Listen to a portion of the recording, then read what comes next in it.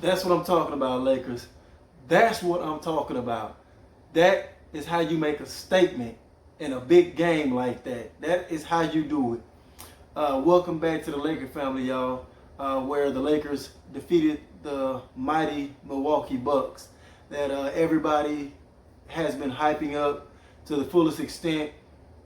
And they have the leading MVP candidate in a lot of people's eyes currently. And I told y'all in my last video that I feel like this could be a turning point as far as voters voting for LeBron, giving him more votes towards that MVP race, and also this game could swing us closer to getting that overall #1 seed in the league. And we are now only 3 games back of the Milwaukee Bucks. It's going to be tough because they are in a weaker conference and they get to beat up on more trash teams, but it's still not out of the realm of possibility. But man, I am so hyped, so excited for everything I saw, other than just some tiny things, but the things that were negatives, it still gave me hope. The negatives were the 3-point shooting and the turnovers. But with that being said, it still gave me so much hope and optimism for us being world beaters and being this championship level team is the simple fact that we overcame that. We just seen a Houston Rockets team get demolished when they couldn't come through on the 3-point aspect. When we couldn't come through on the 3-point aspect, we had multiple different things that other things that we went to, and it still helped us come out victorious. Even though we were extremely cold from 3-point range, I think it was 18% from 3-point range, and we also had 16 turnovers. What kept us in the game was our defensive intensity. Everybody, I felt, did their role defensively. From Kyle Kuzma, Avery Bradley, Danny Green, LeBron James took it up a notch, Anthony Davis, JaVale McGee, Dwight Howard, Caruso, every person Caldwell Pope, everybody on this team that got on that floor tonight did their job defensively. And that's what kept us in the game, and then ultimately pulling away and getting the victory. The game started out a bit rugged, very, very, very rugged. It had like a 90s type of feel to it, like where everything had to be earned, and people were bricking threes left and right. So then they were trying to resort to pounding the paint, trying to get points in the paint. Who was the first person to get to the free throw line? That's what it started to turn into. And we weathered the storm, even though we couldn't get anything to drop early on.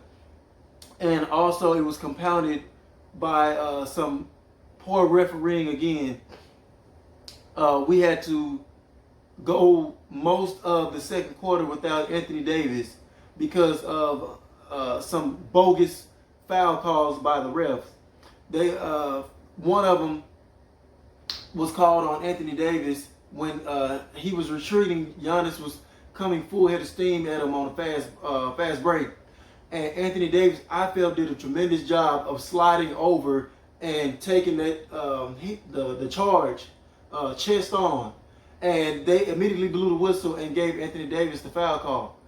But mind you, Giannis got away with that same crap twice. When Anthony Davis, it was flipped. Anthony Davis had got an and one on Giannis later in the game. Same exact thing that Anthony Davis did, and they gave Anthony Davis the charge when he did it. The offensive charge, and Anthony Davis got the foul. So the refs were completely inconsistent tonight, and the thing, the refs, the poor 3-point shooting and the turnovers, we overcame all of that. that lets me know that we are the team to beat. We have arrived, and we're putting people on notice now. If there's any doubters left out there, they're slowly dwindling. They're slowly dwindling, and they're running out of excuses. They're running out of ways to hype up other teams over us. And LeBron, along with the rest of his team, is proving everybody wrong. Even though we had to go most of that second quarter without Anthony Davis, LeBron James put his foot on the gas and he took over from that second quarter on. He didn't look back. I'm talking about this guy was at 35 years old, guys. This guy put up 37 points, 8 rebounds, 8 assists against against Giannis, the person that the media and everybody has as the MVP at the moment. And that guy is what, 24, 25, if I'm not mistaken. LeBron did that against that guy. And this is the LeBron James I've been wanting to see bring out his whole bag like this versus a high level caliber player as Giannis like that. This is what I've been looking for. And LeBron James is showing everybody he's still the man. He's still the man. And I assure you, this game right here will start swaying some of the voters his way moving forward. Anthony Davis, he came in, he played tremendous. Even though he had a rough start due to the bad foul calling, and he had to go to the bench. As soon as he got back in the game, made a tremendous impact. For all the people and the doubters that were saying that Anthony Davis couldn't close in the fourth quarter, LeBron James and Anthony Davis scored all the points in the fourth quarter and were the two catalysts of closing that game out. So what other excuses or other routes are these so-called haters are going to take now? I want to see what type of narrative they're going to come up with now to discount everything we're doing. They flip every single thing that we do good, and they try to flip it into a negative some kind of way. But it's all right. We can be the underdogs. It doesn't matter. It doesn't make us no. Never mind. We gonna get that trophy and that championship regardless. So Marquise Morris came in, played great defensively, gave us some huge minutes. He even knocked down a couple of shots. Bradley was hounding Eric Bledsoe all night, just completely just took Eric Bledsoe out of the game. He had Eric Bledsoe so frustrated. And Paul Pierce, the hater, after the game started making excuses. They're already coming out with their excuses for Giannis. Giannis didn't have any help. He doesn't have Anthony Davis like LeBron has.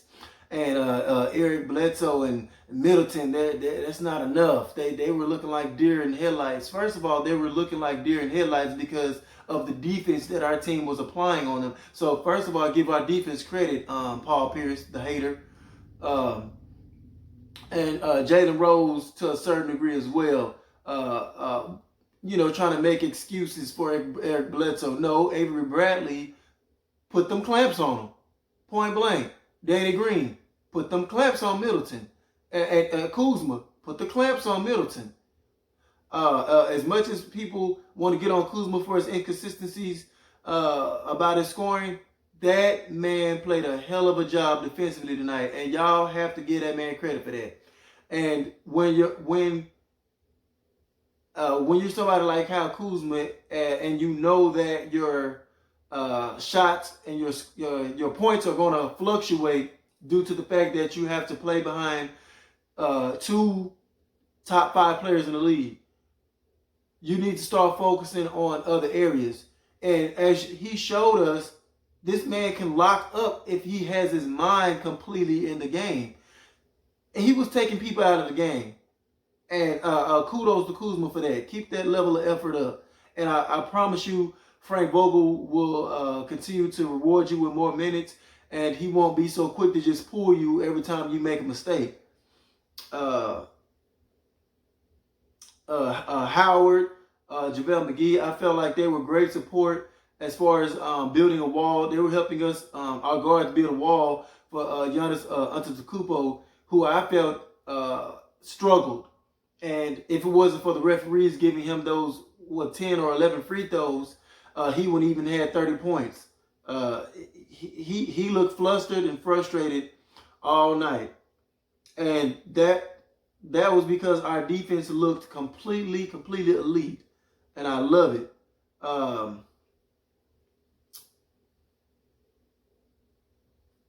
So I don't want to hear the excuses, because people were saying that the Bucks were a better team from top to bottom. They're deep, they're loaded, they're this, they're that. And the Lakers, all they got is LeBron and Anthony Davis. That's all they got. Okay, as soon as we beat the Bucks tonight, you see how quickly they flipped the narrative? Oh, Giannis didn't have no help. He don't have no help, and that's why he deserves MVP. Oh no, wait a minute. I thought y'all said his team was perfectly constructed, and they had one of the deepest teams in the league next to the Clippers, and this and that. What's gonna be y'all excuse when we beat the Clippers Sunday? Huh? What's gonna be the excuse then? I swear the media is just so funny, man. They make me laugh, man. But you gotta love them because it's pure entertainment, and it's just something for us to just laugh at because of how ridiculous they sound.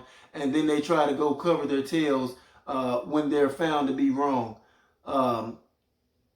People like Woj as well, coming out earlier before we played, talking about some doggone Joakim Noah just signed with the Clippers, a two-time All-Star, and this and that. Come on, Woj, stop that! Stop! Come on, stop that! How long ago was that man an All-Star? And you saying that like that's supposed to make the Lakers scared or something? Where was all this hyping up Dion Waiters when we signed Dion Waiters? How come you weren't saying, oh, Dion Waiters, an excellent player that the Lakers just acquired? Where were you then, you hater?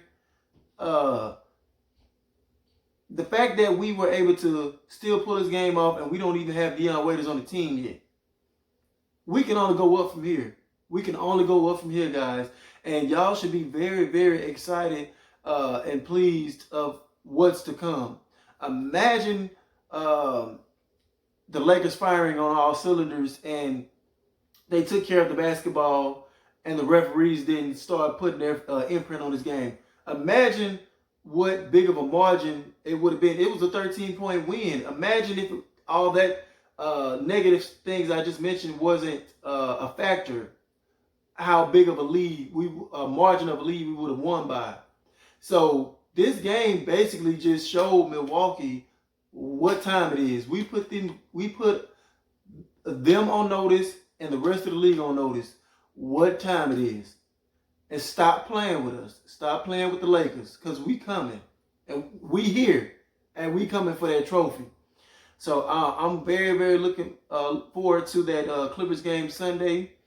And I'm going to get the whole family in the video for that one. I got to. Because I know we're going to take care of business. So I think I covered the bulk of everything, guys. And as always, thank y'all for watching my channel. And I love all my subscribers. If you haven't subscribed yet, please do so. And I'll see y'all next time. Peace.